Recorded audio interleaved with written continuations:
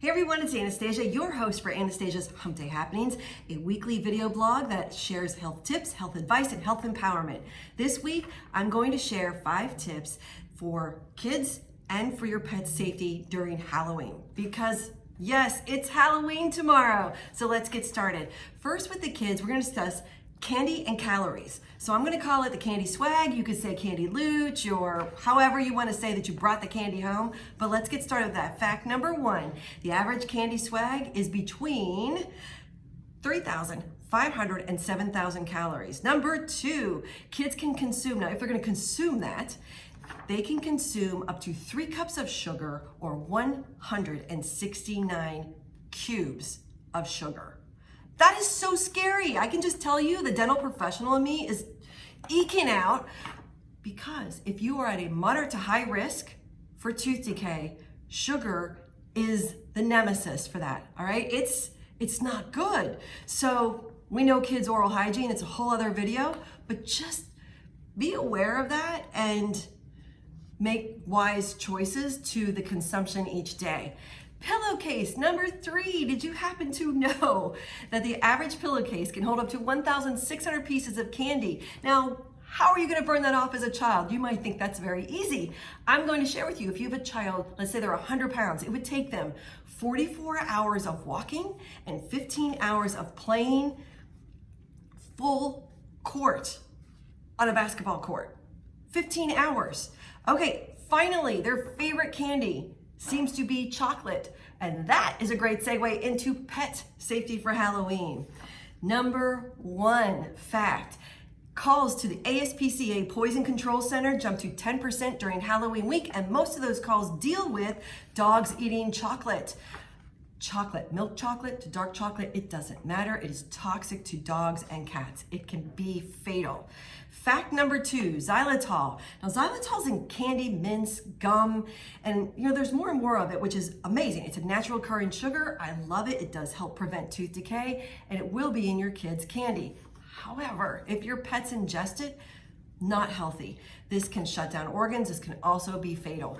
2 things to think about with your pets: ingestion and obstruction. You do not want them to ingest anything because it could be fatal to them or harmful to their organs, and it could be an obstruction. So think of it that way in terms of safety.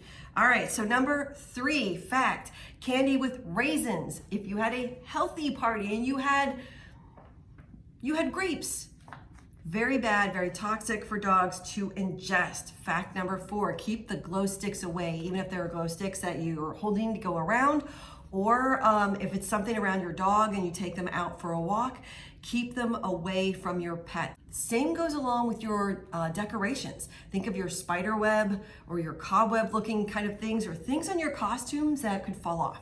Sequins, or some prizes have those little eyeballs that they pop off. These can be ingested and it can be an obstruction.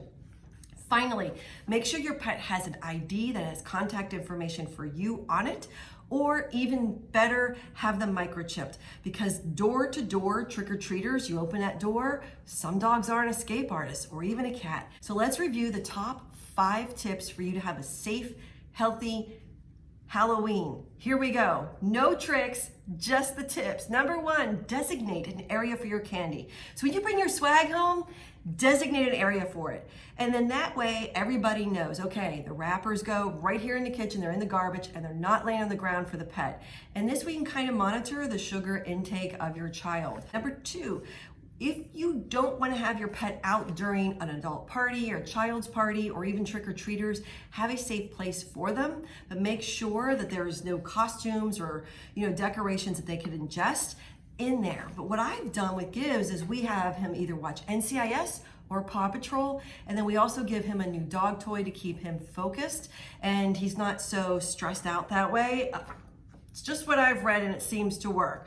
Okay, number 3, make sure that you have your veterinary number on a neon index card and the ASPCA Poison Control Center, that number in a designated area. Because what if you're not home and this happens with your child's babysitter or something like that your pet ingests? They've got to have a number.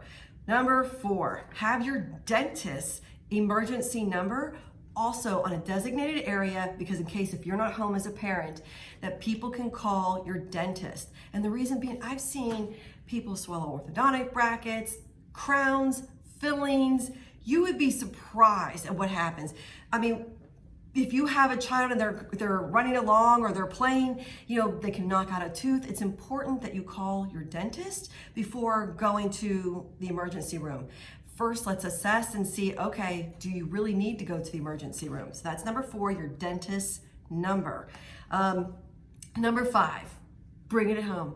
Keep these tips handy until your Halloween decorations are down and there's no more candy. I hope these tips helped you out. I'd love to hear which one you felt resonated with you more. Share this, like this channel, and until next Wednesday, take what you learn and make a difference with it.